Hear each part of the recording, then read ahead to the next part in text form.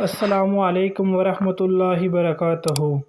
Islamic آگاہی 786 YouTube channel اور face بک page پہ یہ ہماری پہلی ویڈیو ہے۔ ہم اپنی پہلی ویڈیو میں تفسیر قرآن کا آغاز کر رہے ہیں۔ یہ تفسیر قرآن سید ابو العلا مودودی رحمۃ اللہ علیہ نے تحریر کی ہے۔ اس کا نام تفہیم القرآن ہے۔ اس کی 6 جلد ہیں۔ ہم انشاءاللہ ترتیب کے ساتھ بیان کریں گے۔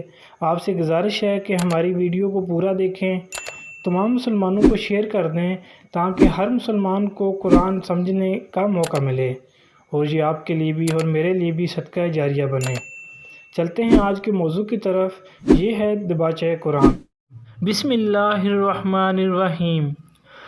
قرآن مجید کے ترجمہ و تفسیر پر ہماری زبان میں اب تک اتنا کام ہو چکا ہے کہ اب کسی شخص کا محض برکت و سعادت کی خاطر ایک نیا ترجمہ یا ایک نئی تفسیر شائع کر دینا وقت اور محنت کا کوئی صحیح مصرف نہیں ہے۔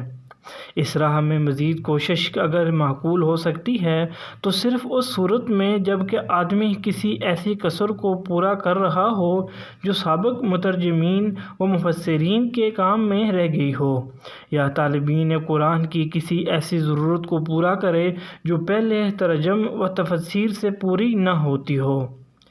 ان صفات میں ترجمانی و تفہیم قرآن کی جو صحیح کی گئی ہے وہ دراصل اسی بنیاد پر ہے۔ میں ایک مدت سے محسوس کر رہا تھا کہ ہمارے عام تعلیم یافتہ لوگوں میں روح قرآن تک پہنچنے اور اس کتاب پاک کی حقیقی مدح سے روشناس ہونے کی جو طلب پیدا ہو گئی ہے اور روز بروز بڑھ رہی ہے، وہ مترجمین و مفسرین کی قابل قدر مساعی کے باوجود مانوس تشنہ ہے۔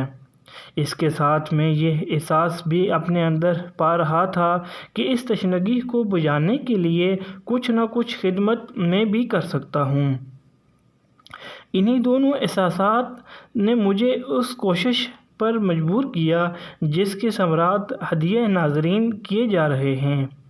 اگر فی الواقع میری یہ حقیر پیشکش لوگوں کے لیے فہم قرآن میں کچھ بھی مددگار ثابت ہوئی تو یہ میری بہت بڑی خوش نصیبی ہوگی۔ اس کام میں میرے پیش نظر علماء اور محققین کی ضروریات نہیں ہیں اور نہ ان لوگوں کی ضروریات ہیں جو عربی زبان اور علوم دنیا کی تحصیل سے فارغ ہونے کے بعد قرآن مجید کا گہرا تحقیقی مطالعہ کرنا چاہتے ہیں۔ ایسے حضرات کی پیاس بجھانے کے لیے بہت کچھ سامان پہلے سے موجود ہے۔ میں جن لوگوں کی خدمت کرنا چاہتا ہوں وہ اوسط درجے کے تعلیم یافتہ لوگ ہیں جو عربی سے اچھی طرح واقف نہیں ہیں اور علوم قرآن کے وسیع ذخیرے سے استفادہ کرنا جن کے لیے ممکن نہیں ہے۔ انہی کی ضروریات کو میں نے پیش نظر رکھا ہے۔ اس وجہ سے بہت سے ان تفسیری مباحث کو میں نے سرے سے ہاتھ ہی نہیں لگایا جو علم تفسیر میں بڑی اہمیت رکھتے ہیں مگر اس طبقے کے لیے غیر ضروری ہیں۔ پھر جو مقصد میں نے اس کام میں اپنے سامنے رکھا ہے وہ یہ ہے کہ ایک عام ناظر اس کتاب کو پڑھتے ہوئے قرآن کا مفہوم و مدح بالکل صاف صاف سمجھتا چلا جائے اور اس سے وہی اثر قبول کرے جو قرآن اس پر ڈالنا چاہتا ہے۔ نیز دوران مطالعہ میں جہاں جہاں اسے الجھنیں پیش آ سکتی ہوں وہ صاف کر دی جائیں اور جہاں کچھ سوالات اس کے ذہن میں پیدا ہوں ان کا جواب اسے بروقت مل جائے۔ یہ میری کوشش ہے۔ اب اس امر کا فیصلہ عام ناظرین ہی کر سکتے ہیں کہ میں اس میں کہاں تک کامیاب ہوا ہوں۔ بہرحال یہ حرف آخر نہیں ہے۔ ہر ناظر سے میری درخواست ہے کہ جہاں کوئی تشنگی محسوس ہو یا کسی سوال کا جواب نہ ملے یا مدح اچھی طرح واضح نہ ہو رہا ہو اس سے مجھے مطلع کیا جائے تاکہ میں اس خدمت کو زیادہ سے زیادہ مفید بنا سکوں۔ علماء کرام سے بھی میں گزارش کرتا ہوں کہ مجھے میری غلطیوں سے آگاہ فرمائیں۔ میں نے اس کتاب میں ترجمے کا طریقہ چھوڑ کر آزاد ترجمانی کا طریقہ اختیار کیا ہے۔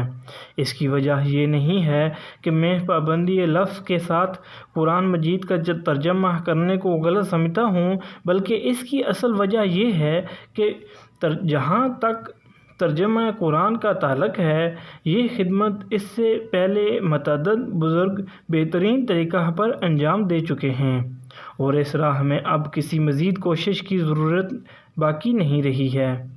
فارسی میں حضرت شاہ ولی اللہ صاحب کا ترجمہ اور اردو میں شاہ عبد القادر صاحب، شاہ رفیع الدین صاحب، مولانا محمود الحسن صاحب، مولانا اشرف علی صاحب اور حافظ فتح محمد صاحب جالندھری کے ترجمے ان اغراض کو بخوبی پورا کرتے ہیں جن کے لیے ایک لفظی ترجمہ درکار ہوتا ہے، لیکن کچھ ضرورتیں ایسی ہیں جو لفظی ترجمہ سے پوری نہیں ہوتیں اور نہیں ہو سکتیں، انہی کو میں نے ترجمانی کے ذریعے سے پورا کرنے کی کوشش کی ہے۔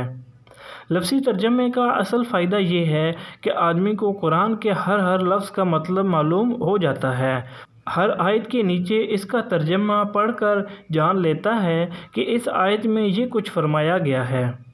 لیکن اس فائدے کے ساتھ اس طریقے میں کئی پہلو نقص کے بھی ہیں جن کی وجہ سے ایک غیر عربی داں ناظر قرآن مجید سے اچھی طرح مستفید نہیں ہو سکتا۔ پہلی چیز جو ایک لفظی ترجمے کو پڑھتے وقت محسوس ہوتی ہے وہ روحانی عبارت، زور بیاں، بلاغت زبان اور تاثیر کلام کا فقدان ہے۔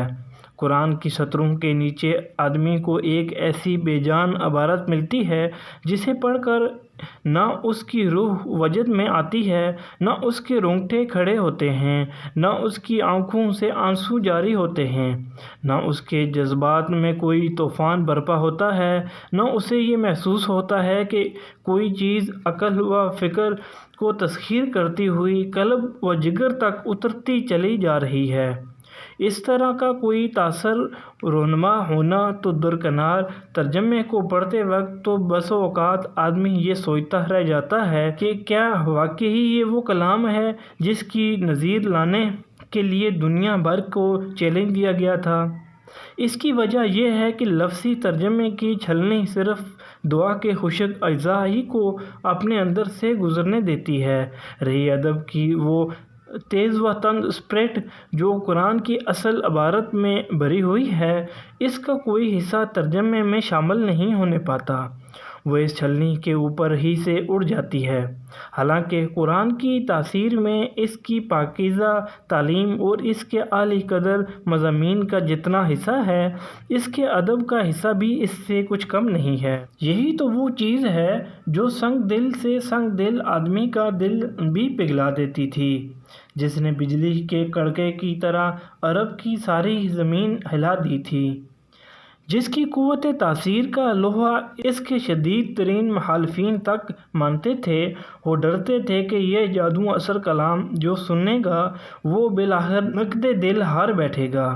یہ چیز اگر قرآن میں نہ ہوتی اور وہ اسی طرح کی زبان میں نازل ہوا ہوتا جیسے اس کے ترجموں میں ہم کو ملتی ہے، تو اہل عرب کے دلوں کو گرمانے اور نرمانے میں اسے ہرگز وہ کامیابی نہ حاصل ہو سکتی جو فی الواقع اسے حاصل ہوئی۔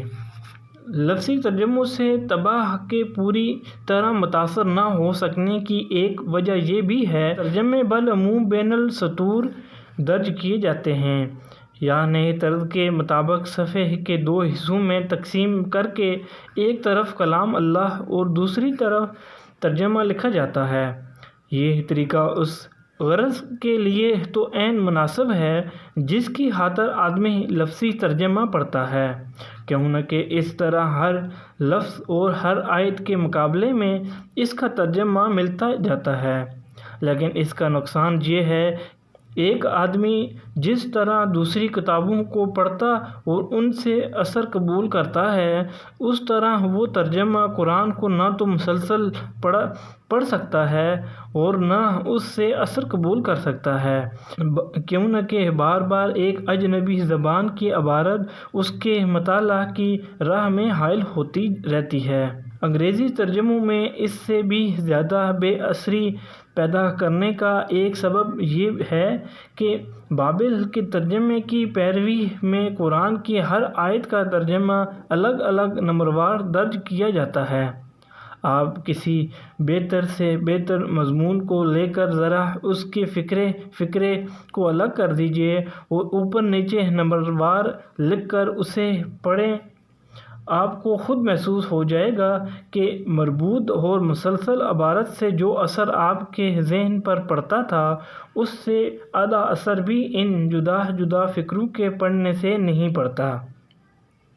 ایک اور وجہ اور بڑی اہم وجہ لفظی ترجمے کے غیر مؤثر ہونے کی یہ ہے کہ قرآن کا طرز بیان تحریری نہیں بلکہ تقریری ہے۔ اگر اس کو منتقل کرتے وقت تقریر کی زبان کو تحریر کی زبان میں تبدیل نہ کیا جائے اور یوں کا توں اس کا ترجمہ کر ڈالا جائے تو ساری عبارت غیر مربوط ہو کر رہ جاتی ہے۔ یہ تو سب کو معلوم ہے کہ قرآن مجید ابتدا کے ہوئے رسالوں کی شکل میں شائع نہیں کیا گیا تھا بلکہ دعوت اسلامی کے سلسلے میں حسب موقع و ضرورت ایک تقریر نبی صلی اللہ علیہ وسلم پر نازل کی جاتی تھی اور آپ اسے ایک خطبے کی شکل میں لوگوں کو سناتے تھے۔ تقریر کی زبان اور تحریر کی زبان میں فطرتاً بہت بڑا فرق ہوتا ہے۔ مثلاً تقریر میں ایک شبہ کو بیان کر کے اسے رفع کیا جاتا ہے مگر تقریر میں شبہ کرنے والے خود سامنے موجود ہوتے ہیں، اس لیے بعض اوقات یہ کہنے کی ضرورت ہی پیش نہیں آتی کہ لوگ ایسا کہتے ہیں، بلکہ مقرر عمد سخن ہی میں ایک فقرہ ایسا کہہ جاتا ہے جو ان کے شبہ کا جواب ہوتا ہے۔ تحریر میں سلسلہ کلام سے الگ مگر اس سے قریبی تعلق رکھنے والی کوئی بات کہنی ہو تو اس کو جملہ معترضہ کے طور پر کسی نہ کسی طرح عبارت سے جدا کر کے لکھا جاتا ہے تاکہ ربط کلام ٹوٹنے نہ پائے۔ آگے کا دیباچہ قرآن اگلی ایپیسوڈ میں بیان کیا جائے گا۔ ہمارے چینل کو سبسکرائب کر لیں تاکہ ہماری ہر نئی آنے والی ویڈیو پر وقت آپ تک پہنچ سکے۔